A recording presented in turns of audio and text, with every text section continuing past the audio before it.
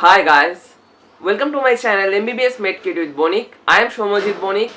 Today we will discuss about one of the most important topic in biochemistry for third semester. I know guys, every college started their third semester और third semester start होने जा रहा है जल्द से जल्द, 1 से 2 हफ्ते के अंदर। तो मैं चाहता था थर्ड सेमेस्टर का जो सिलेबस है फर्स्ट ईयर का वो कंप्लीट करा दिया जाए बायोकेमिस्ट्री का। तो आज हम डिस्कस करेंगे जेनोबायोटिक्स के ऊपर। तो what is xenobiotics and types of xenobiotics, कैसे डिफरेंट मॉलिक्यूल्स और डिफरेंट ड्रग्स हमारे बॉडी में मेटाबोलाइज होते हैं, उसका जनरलाइज स्कीम हम लोग देखेंगे। तो चलिए without any further introduction let's start our video. तो पहले हमें जानना पड़ेगा what is bio transformation. Bio transformation, ठीक है, bio transformation. Bio transformation is called the process by which chemical one converts into chemical 2, ठीक है, केमिकल 2 इन बॉडी। तो जिस प्रोसेस में बॉडी के अंदर केमिकल 1 केमिकल 2 में कन्वर्ट होता है उस प्रोसेस को हम लोग कहते हैं क्या, bio transformation. Bio transformation is two types, differentiated into two types. One is detoxification and second one is intoxication.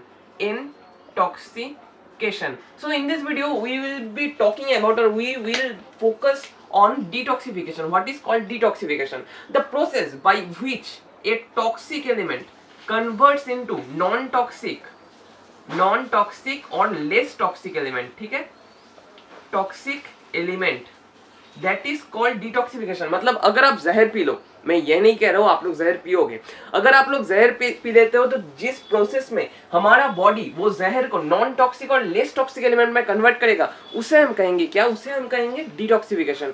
Detoxification जो होता है ये क्या होता है, मोर एक्सक्रीटेबल फॉर्म में कन्वर्ट होता है। मोर एक्सक्रीटेबल मतलब जो लेस टॉक्सिक एलिमेंट कन्वर्ट होगा और जो लेस टॉक्सिक एलिमेंट तैयार होगा वो क्या होगा, इजीली बॉडी से निकल जाएगा और एक्सक्रीट हो जाएगा, इसलिए मोर एक्सक्रीटेबल ये होता है, ठीक है। ये हो गया हमारा डिटॉक्सिफिकेशन का डेफिनेशन। तो अब हम आएंगे व्हाट इज कॉल्ड जेनोबायोटिक्स। जेनोबायोटिक्स और मेटाबॉलिज्म ऑफ जेनोबायोटिक्स। जेनोबायोटिक्स जिसके अंदर पड़ता है पहले बायो ट्रांसफॉर्मेशन, ठीक है, बायो ट्रांसफॉर्मेशन, इसका ही एक पार्ट होता है मेटाबॉलिज्म ऑफ जेनोबायोटिक्स, ठीक है। तो हम अब चलिए देख लेते हैं व्हाट इज कॉल्ड डिटॉक्सिफिकेशन, ठीक है। डिटॉक्सिफिकेशन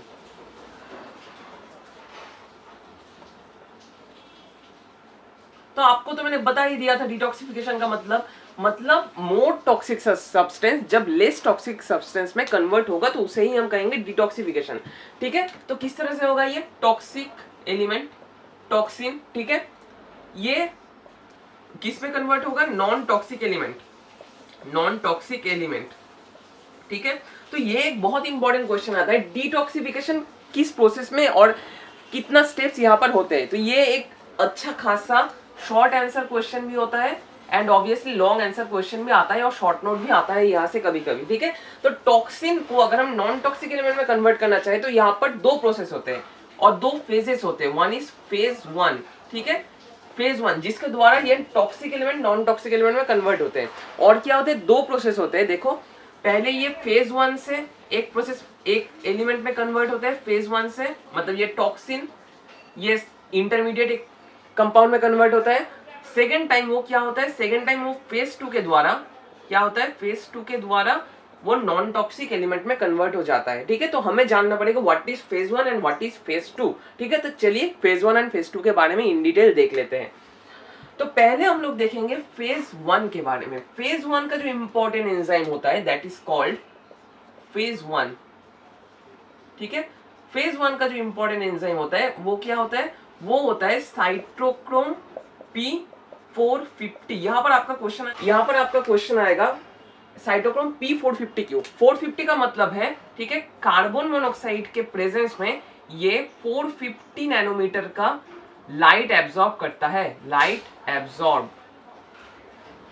इसलिए साइटोक्रोम P450 इसका नाम है, ठीक है। ये क्या है, ये एक मिक्स्ड फंक्शन ऑक्सीडेज है, मिक्स्ड फंक्शन ऑक्सीडेज,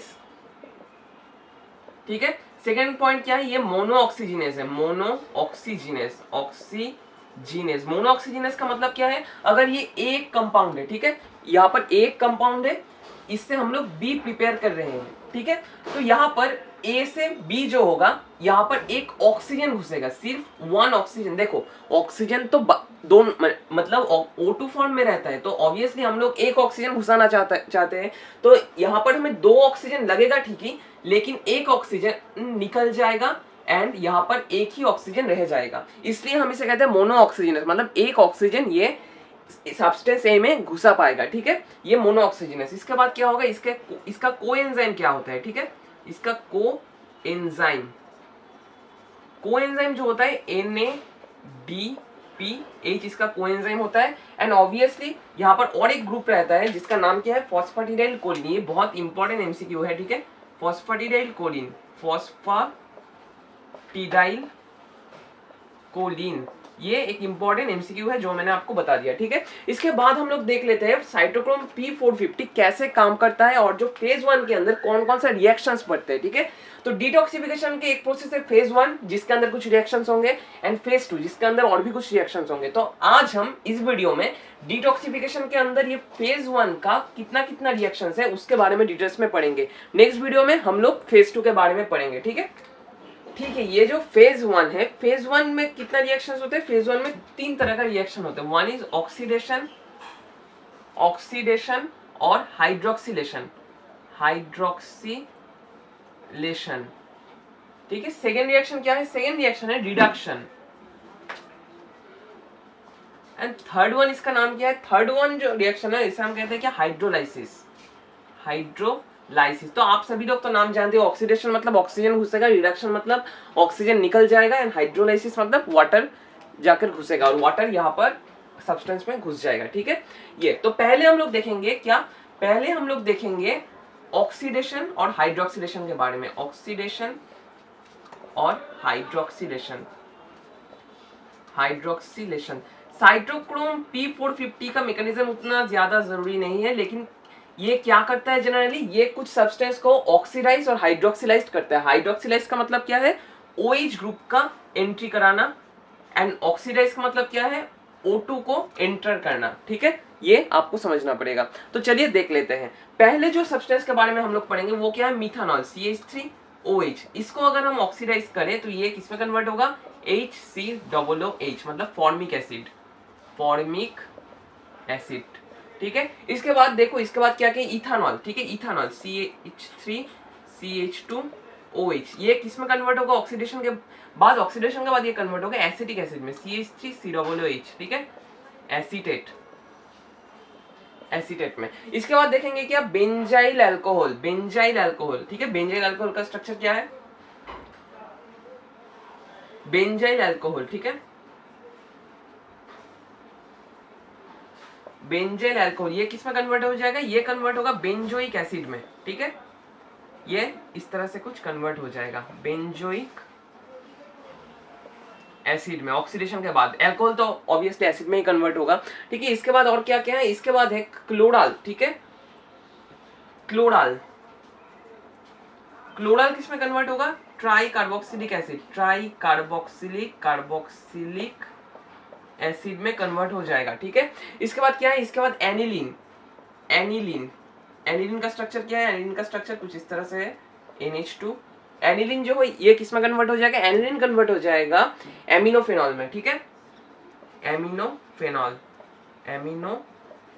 में, ठीक है। ये कुछ इस तरह से आपको जानना पड़ेगा, मतलब ये रिड्यूस्ड फॉर्म ऑक्सीडाइज्ड फॉर्म में कन्वर्ट हो जाएगा। इस प्रोसेस को हम लोग कहेंगे ऑक्सीडेशन और हाइड्रोक्सिलेशन।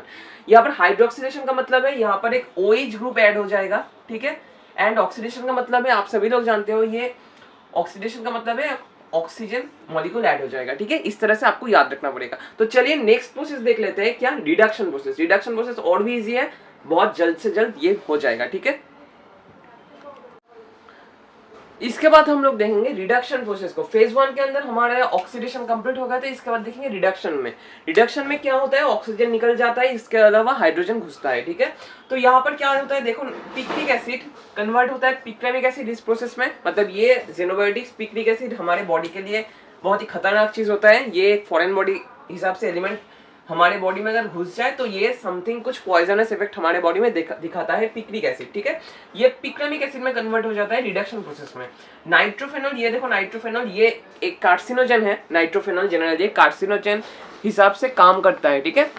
ये क्या होता है, केमिस्ट्री लैब में जो केमिस्ट्स होते हैं उनके बॉडी में अगर घुस जाए ज्यादा अमाउंट में, ये कार्सिनोजन मतलब ये कैंसर इंड्यूस करेंगे उनके बॉडी में। नाइट्रोफेनॉल किस में कन्वर्ट हो जाता है, एमिनोफेनॉल, जो लेस टॉक्सिक है, ठीक है, लेस टॉक्सिक, ठीक है, और नॉन टॉक्सिक है नाइट्रोफेनॉल। इसके बाद आते हैं क्लोराल। क्लोराल जो इस तरह का सब्सटेंस है, ये एक सब्सटेंस, ये भी क्या होता है, ये भी जनरली हमारे बॉडी में कार्सिनोजन हिसाब से काम करता है। ये क्लोराल किसमें कन्वर्ट हो जाता है, रिडक्शन होके ट्राइक्लोरोइथेनॉल में, ठीक है। तो आप लोग देख पा रहे हो कार्सिनोजेंस इसके द्वारा, मतलब ये ज़ेनोबायोटिक्स का मेटाबॉलिज्म के द्वारा नॉन कार्सिनोजेनिक सब्सटेंस में कन्वर्ट हो जाता है। तो आई थिंक आप लोग समझ रहे हो what is the importance of xenobiotics metabolism in our body, ठीक है। तो इसके बाद चलिए गाइस देख लेते हैं फेज 1 के अंदर हाइड्रोलाइसिस रिएक्शन के अंदर क्या क्या पड़ता है और क्या क्या हम हाइड्रोलाइसिस रिएक्शन से कन्वर्ट करते हैं, ठीक है। तो चलिए देख लेते हैं।